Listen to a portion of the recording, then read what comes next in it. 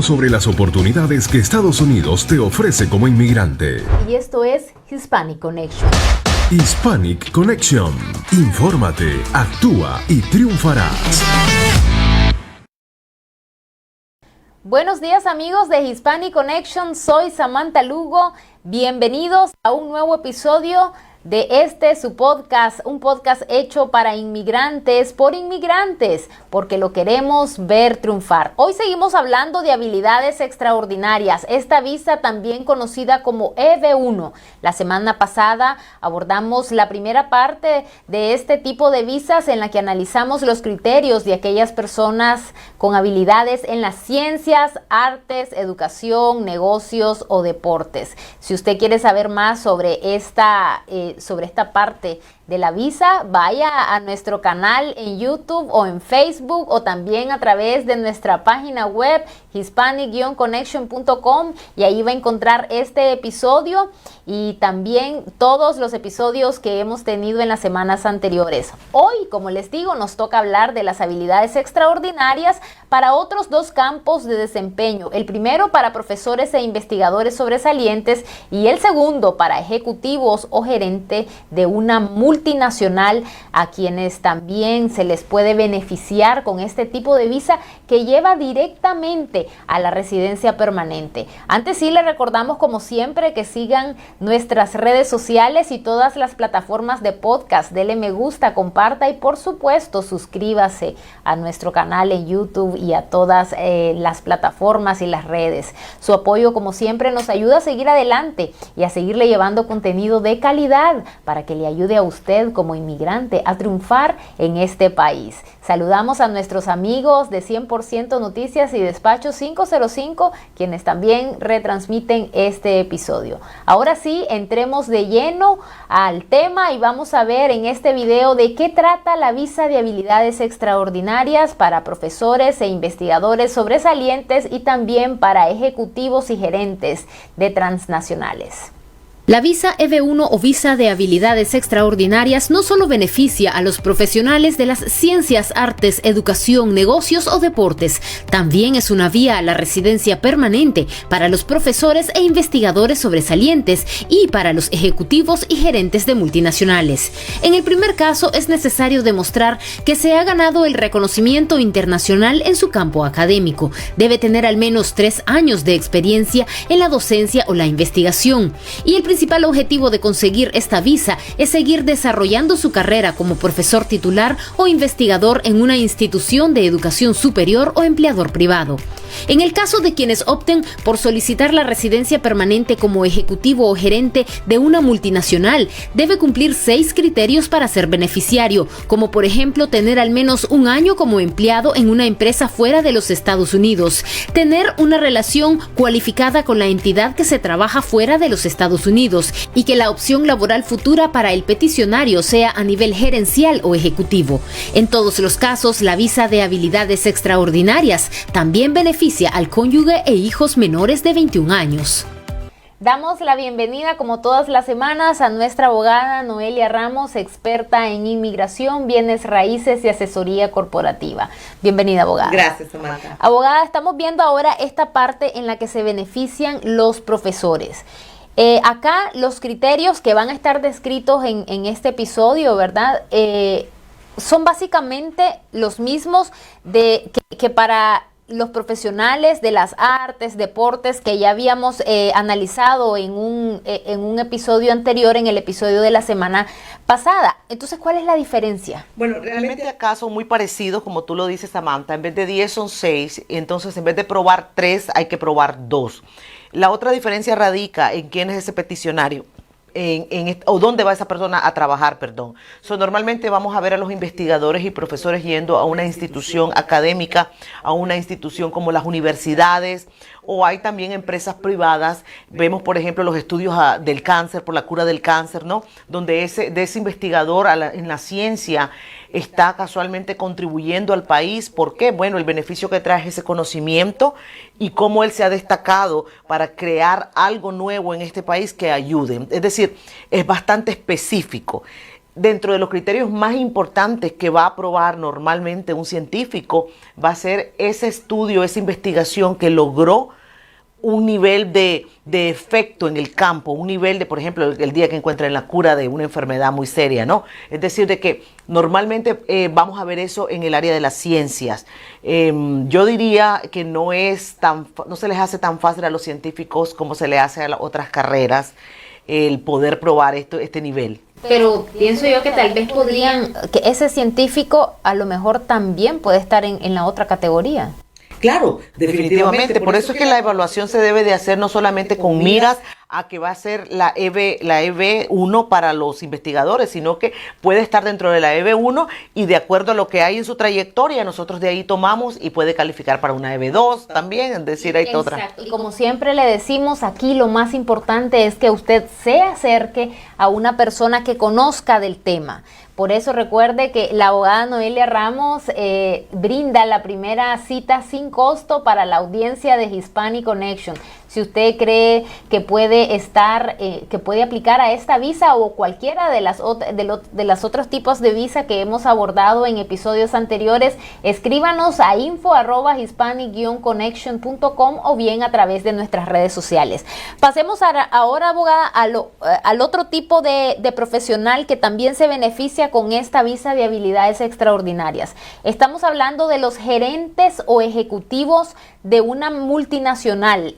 ¿Este tipo de visa es relativamente más fácil que la otra? Bueno, de cierta manera yo considero que sí, porque yo creo que cuando estamos trabajando en todo este tipo de categorías, el mayor carga de trabajo lo vemos en la EB1A. Cuando trabajamos con la EB1C, que es esta misma de multinacionales, lo que ayuda es el hecho de que hay mucha evidencia más normal, le podemos decir. ¿Por qué es más normal? En el mundo de los negocios, Samantha, es normal ver la estructuración de las compañías, los documentos corporativos, la parte contable, los registros de ganancias. ¿Por qué? Porque son documentos regulares en el negocio, en la vida del negocio. Las evidencias de pago a los empleados, las nóminas de empleados. Es decir que en ese sentido consideramos que es más fácil la obtención de evidencia. Pero siempre hay que cumplir los criterios. Y también hay más ejecutivos y más gerentes. Es correcto, así es, así que eso es algo que siempre invitamos a que valoren ese trabajo ganado en las empresas para poder optar por esta. Y veamos precisamente, como usted decía, los criterios. Aquí hay 6 criterios. ¿En cuántos se tiene que tener esta habilidad? Bueno, la diferencia aquí es que aunque podemos accesar a la evidencia de una forma más fácil, hay que probarlos todos. Okay. Aquí hay que entonces probar las 6 evidencias. Hablemos de esa evidencia número 1. Dice, tiene que estar empleado por una compañía en los Estados Unidos, que tenga presencia en los Estados Unidos. Exacto. Al hablar de multinacional, muy importante esa palabra. Estamos hablando de a nivel internacional. No solamente la empresa que usted tiene registrada en su país, sino también la empresa que está acá en Estados Unidos, sea como afiliada o subsidiaria. Okay. Son 2 términos en el mundo de el área de corporaciones, pero para que usted tenga una idea fácil, afiliada significa de que los dueños de su país, también son dueños acá de la empresa de acá. Y subsidiaria es que la empresa de allá completa es la empresa de la que está aquí. Okay. Esta empresa tiene precisamente, esta es otra evidencia que cumplir, tiene que estar fuera de los Estados Unidos, o sea, tiene que tener presencia fuera de los Estados Unidos, además de que obviamente tiene que ser una empresa en los Estados Unidos. El requerimiento básicamente pide que exista esa empresa A, vamos a ponerle así, la empresa A y la empresa B. Si no existen, ya no podemos tener un caso de este tipo. Por ejemplo, si la empresa llegase a cerrar, la empresa A cierra, y estamos a mitad del proceso, se nos cae el caso. Ahora, estamos pensando en función de que la primera empresa, la empresa en los Estados Unidos es la más grande. No, pero discúlpame, no necesariamente. Normalmente la empresa A en el país de uno es la más grande y la que tiene mayor trayectoria y la que le permitió dar el salto internacional a abrir una empresa B en Estados Unidos. Okay. Y puede ser al revés. Puede ser al revés, okay. Por supuesto. Okay. Tercera evidencia, el empleador estadounidense, y el empleado extranjero deben tener o deben ser entidades relacionadas. Eso es lo que hablábamos de afiliada o subsidiaria, es decir, de que hay una relación entre la empresa A y la empresa B, ya sea porque son afiliadas o ya porque una completamente es la dueña de la empresa de aquí. Aunque estamos analizando 6 evidencias y usted pues ya decía que hay que cumplir con las 6 evidencias, la verdad es que una se relaciona con la otra. O sea, si se cumple una evidencia, lo que estoy viendo es que también va a cumplir con la otra. Normalmente, sí. Vamos a la cuarta evidencia. Tiene que haber estado o haber sido empleado por lo menos un año de esa empresa. Es decir, ese beneficiario que va a ser el solicitante de este tipo de visa tiene que demostrar que lleva un año no menos de un año de trabajo, como lo probamos normalmente con lo que es nómina, pago, payroll, contratos laborales.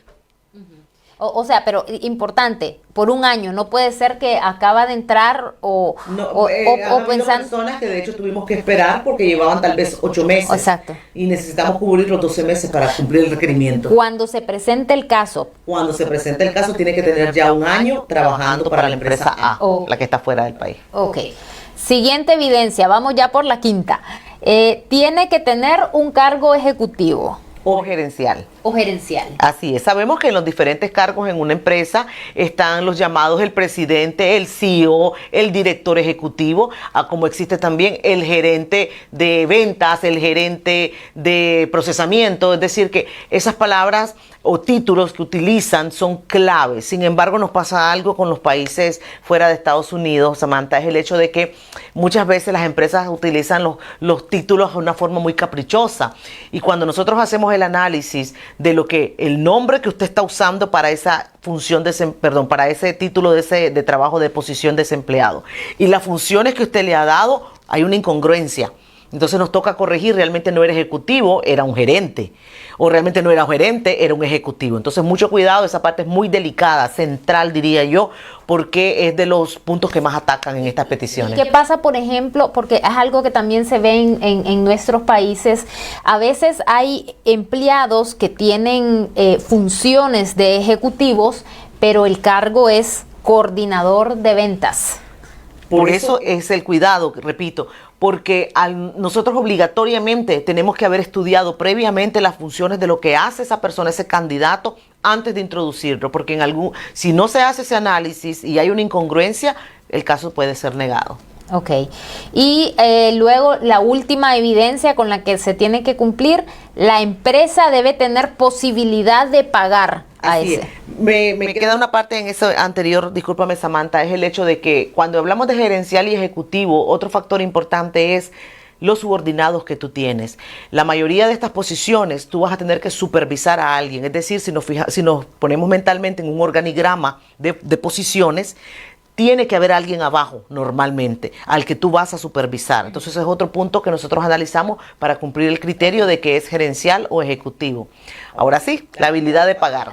La habilidad de pagar es importante porque si el empleador estadounidense está pidiendo a esta persona en un carácter permanente para una residencia permanente y está ofreciendo X cantidad de salario, si al revisar toda la parte contable, como por ejemplo el ingreso, el income tax que llamamos acá de la empresa, resulta que no hay suficiente para cubrir ese salario, desafortunadamente el caso puede ser negado. ¿Por qué? Porque la empresa americana no va a cumplir con ese requerimiento. Pero ojo, el dinero debe de estar disponible para cuando la persona va a comenzar a trabajar. Es decir, si tuvo 3 años malos, por ejemplo, lo voy a poner bien concreto el ejemplo, Samantha, con el COVID. Muchas empresas nos vimos afectadas, me incluyo, por todas las empresas estuvimos cerradas, es decir, que los income taxes o las declaraciones de ganancias, por ejemplo, pueden haber sufrido un golpe bajo, pero el hecho de que hayan habido 2 años malos, pero ya el 3er año usted está bien, no le va a causar ningún problema. ¿Por qué? Porque estamos hablando a lo que viene, cuando esa persona comienza a trabajar con la empresa. O sea, abogada, que esta persona tiene que obligatoriamente trabajar con esta empresa, no es como en el caso de las otras categorías de habilidades extraordinarias que se puede trabajar con la empresa que usted desee.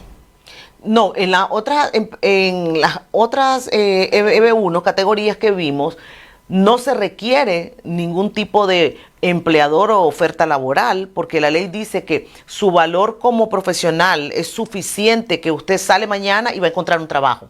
Sin embargo, siempre es recomendable poner potencialmente a dónde es que usted trabajaría. En cambio, si no tenemos a esos dos empleadores donde usted trabajó antes y el que está trabajando ahora, el caso no puede ser negado. Y aquí nuevamente, o sea, por eso insistimos tanto, que haya un consejero, una persona que tenga la experiencia y que le diga, porque de repente a lo mejor usted cumple con esta categoría, pero cumple también con la otra que le va a dar más libertad. Así es. Así es. Abogada, ¿y qué pasa con la familia? ¿Qué pasa cuando el aplicante tiene familia y se quiere venir con su familia a los Estados Unidos? Bueno, excelente pregunta, Samantha, porque esa es la buena noticia, tanto para las que discutimos en el episodio anterior como las que estamos discutiendo.